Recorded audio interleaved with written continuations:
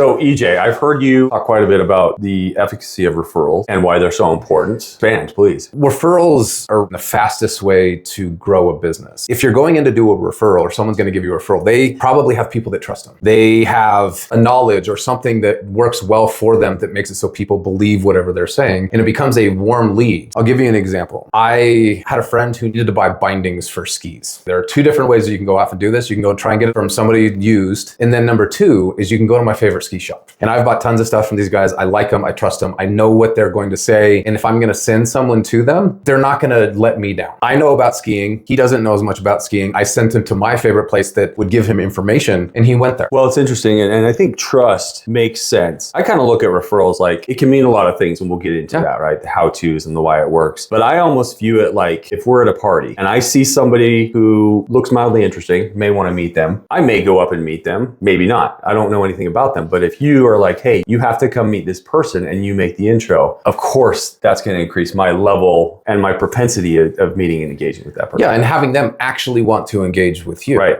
Because the person who's introducing you saying, this is my friend Brendan, he's really great, you should talk to him. Right. And then you've at least got 10 seconds to start selling yourself. Then it's up to you to win the business. And it's the same way with the ski shop example. If I send them there and they act like they don't understand anything, then they've lost the business on their own. They had the referral from me who knew about skiing, and then they just needed to close the deal. It's interesting. I just heard this on the radio and I think it applies. Back in our day, maybe a little bit before our day, it was speed dating. You sell yourself in these short bursts. They're now calling them friend pitch parties. So you go and your friends get up there and talk to potential partners about why you're so great. And that's the new thing. And I feel like that's just a huge referral. And absolutely. You know, and if that's happening in our personal lives, then certainly that's what works and that's what brands should be doing. I feel like it's very easy for people to be brand ambassadors or referrals for things they love. Sports teams, favorite beer brands, whatever it is. How does somebody who runs an accounting firm, sells toothpaste, how should they go about doing it? Let's start talking about something like accounting. I have multiple accountants that I work with, and I actually went to one of my accountants and said, would you want to try this AI product to help you build your funnel? And he says, that's an interesting question because the majority of our business comes through word of mouth. Think about why that is. I trust my accountant. You need an accountant, you need to talk to my guy because my guy is trustworthy. And there's always a my guy. And when we say guy, we mean person. Male or female, my person. My old friend had to get surgery. He traveled to Florida for this. And I'm like, why? It's because somebody had a guy who had a good experience with the surgeon in Florida. And so I feel like it is the trust, but then it's also a convenience. Everyone's so busy these days. The shorter you can make someone's decision, the better. Instead of, hey, now I got to research all these different surgeons who can do this. It's no, I have one now. Here's an example of why this type of relationship is so strong too. So one of the things that I do for people is I'm an IT consultant. I understand things like call centers and telephony platforms and everything. An IT director or CIO doesn't have time to go and interview 500 different solutions out there. They just don't have the time. So the reason they want to come and talk to me, I already know which ones, or I can make sure the ones that they talk to are good and are the right ones for their specific situation. Every single solution is going to come in and say, we're the right solution for you. But the reality is it's not always the right situation or the right solution for you. You can also even take that into something like accounting. I mean, let's say you need a forensic accountant. I have a guy that's really good at bookkeeping. Not helpful. When you're giving a referral or having someone trust what you are and it's actually warm, it has to be valuable coming back. When it comes to a referral, it has to be an equal give and take by the two partners that are doing the referrals. So when you say partners, specifically, that could be a brand is one partner,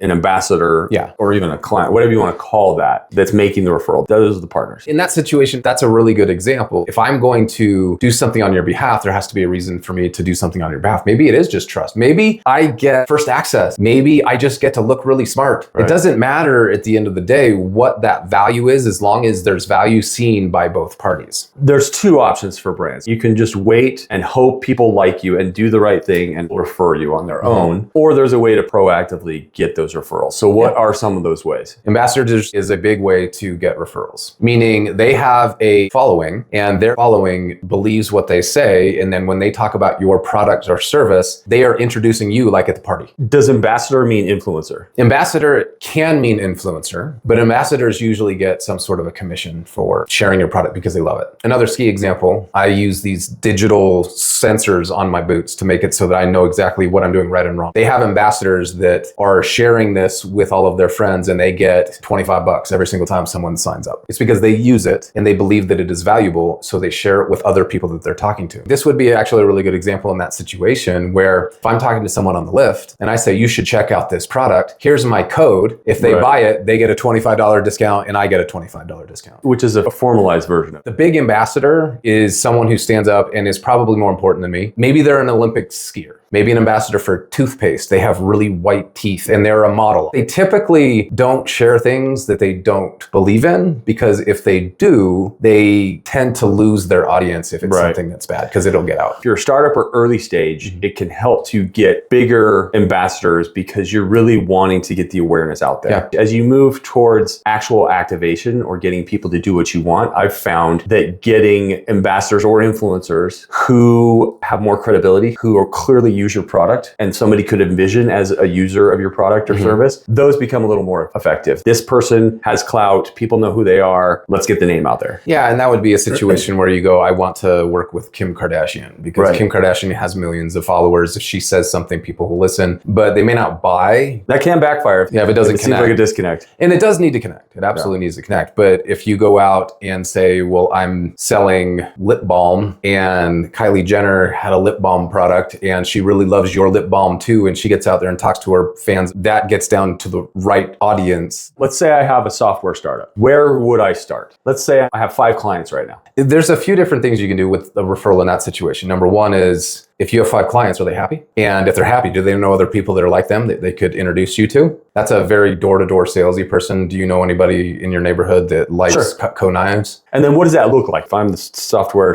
early stage company and I have 2 clients who really love me, what incentive do I give those clients? In that situation, a lot of people, if they love you, they'll tell their friends about you. What if they like me? If they like you and you could give them a discount in their year 2 of their service. Now you've talked to your 2 clients that really like you and they've told you about everybody that they know and they've introduced you to them, and maybe you've even gotten a new client and you keep asking for those types of referrals. Those are very, very warm leads. So now you need to find the people that also have influence in your space that you don't know today. Think of it like, who talks about call center solutions and I have a call center solution that I want to sell? That would be like a SaaS product. Are there podcasts out there that have a lot of followers, that get a lot of engagement? Are there influencers that talk about technology? You find the ones that match you and you reach out to them and say, I think there is some mutual benefit. Maybe the mutual benefit is, I'll give you $5,000 if you talk about my software when you're on your podcast. Or every time somebody signs up, we're going to give you an evergreen commission. You just have to find the ones that are the right match for you. Let's say I'm interested as a brand in formalizing a program. Where do I start? The easiest start is to first go out and interview all of your clients and see if there's anybody that would be willing to introduce you to other people that they know. The second spot, go out and find the people who have a following that cares about your solution. In my experience, we have had better success often with people who we just ask rather than coming to them with a formal agreement or formal payment. You like us, we like you, we're friends. Can you do us this favor? When it's that scenario, they're more willing and they talk better about you than, hey, here's a check. So if we talk about this in social media, one, why would they refer you? There has to be a reason.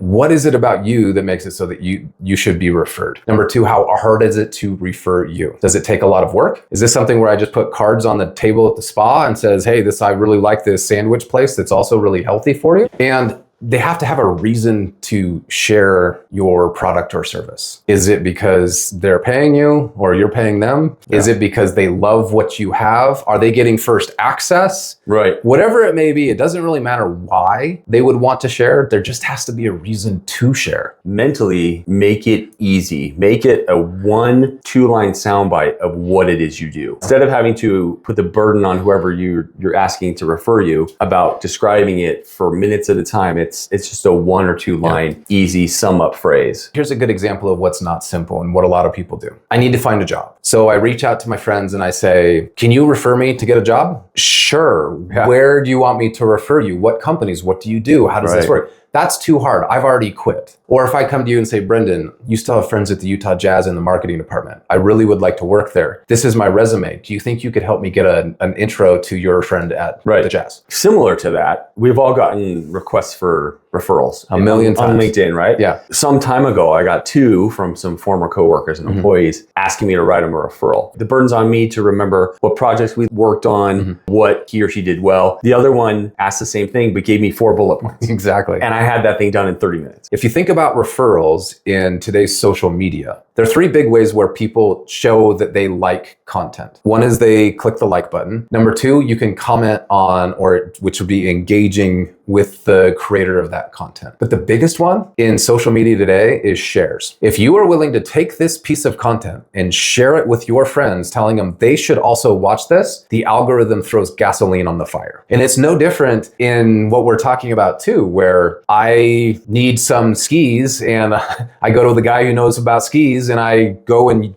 do what he tells me to do. That's what actually creates the action. The others don't create a ton of action, but sharing content is essentially referring, and you are confident enough in that content that the people that you are sharing it with will like it too. Yeah. As we're talking about sharing, we've talked about making it easier, right? Like from a technology standpoint, putting the burden on yourself first, and then whomever you're wanting to make the referral, make it easy for them. And I would say one example that I have of that would be a recreation company had asked me if I knew anybody in operations for a position they were hiring for. And this facility, they had soccer stalls and they had a bar and they had other games, and you could reserve a stall for yourself and your friends, and you would kick at the goal, right? And digitally you guys would keep score. That's not as easy for me to share as if you or somebody I know in operations who I think you might be good for this role, as to just say, it's Topgolf but soccer. Instantly you know what that is, right? And if I'm sharing it in a text or on social media, that's so much easier for me than having to explain everything to everybody. So whatever your product or service is, boil it down. It's hard because you're going to think it's all these things, which it might be, but you got to figure out what those 1 or 2 lines are. So I'm excited by the idea of referrals. I'm an owner, but I see that there are so many referral programs out there, right? If I have I go to a taco shop, I can refer a friend and get X. I have a mobile app. Every mobile app, seemingly, if I refer somebody, I get something else. How do I get people who use my product to engage or to participate? And how do I not just start a program that's going to be extra work for me and not bear fruit? I think there are a few different things you should be looking at. Number 1 is just evaluate your product and make sure you understand why someone would share it with somebody else. And if you can't come up with that, then you've got a problem. So you have to understand why someone will share. The number 2 thing here is there are tons of softwares out there that do lots of different referrals. Here's a code, and if anyone who buys product on your e-com site, you get something. If you want to do that, great. If that's going to fit with your model, awesome. If you're more B2B, you should be going back and starting with the lowest hanging fruit. And just generally across all of the products, what's the lowest hanging fruit for your industry? If you're B2B, you should be asking your customers first. Also, you can be going through and understanding what other people sell in your space. And maybe there's a way that you can work together where if you bring them into a deal or they bring you into a deal, you can mutually benefit. The key here is just understand what it is you're trying to sell and who is in that space, and then work in that space. It's going to be different tomorrow and a year from now and 2 years from now. It's always going to change. If you don't understand that, you're going to just keep missing and you'll be doing the thing that was late. So this is not just a set it and forget it. No. This is not I find some software that can technically run my referral program, and then I leave it on the shelf. You need to be evaluating every probably month, if not more often. And the reason is you may think it's working, maybe it's not. And the really great thing about today is there's so much data. Lean into the data, make sure you know what they're doing and make sure it's successful, because maybe the first one you tried didn't work so well, but that doesn't mean referrals don't. It just means the first one you tried either wasn't set up appropriately, or it means you didn't understand the real value of why someone should share it. You didn't make it easy enough. You didn't have the right messaging for them. I would say the last thing you should evaluate if you have a problem is the software. I think that the key thing to take away from this referrals section or ambassadors section is if you're not doing it, you should be trying it. Look at what others in your industry are doing. Maybe you copy them. Maybe you make it a little different. Then see what works and then continue to lean into whatever ones that work. Or look to adjacent industries who are doing it more creatively than your industry and be the first in yours. That is really smart business. And you can do that. But that doesn't mean that you will find something like that. But what it does mean is you don't want to just be a me too that's also doing everything that everyone else is doing. Yeah. What's important is you're taking steps to be successful, doing referrals or ambassadors or creators or whatever it ends up being. Yeah. Don't assume anything worked as well as you think it did. Right. Just make sure you look back at it and see where it went. I have tons of friends that are out there that do long form videos on YouTube and do shout outs to different products that are really successful. Yeah. I've also seen a lot of creators and ambassadors do really poorly. Just because they say they can do it doesn't mean that they've got any value whatsoever. Find your friends at the party, look around, see who you want to meet, see who they know, and ask.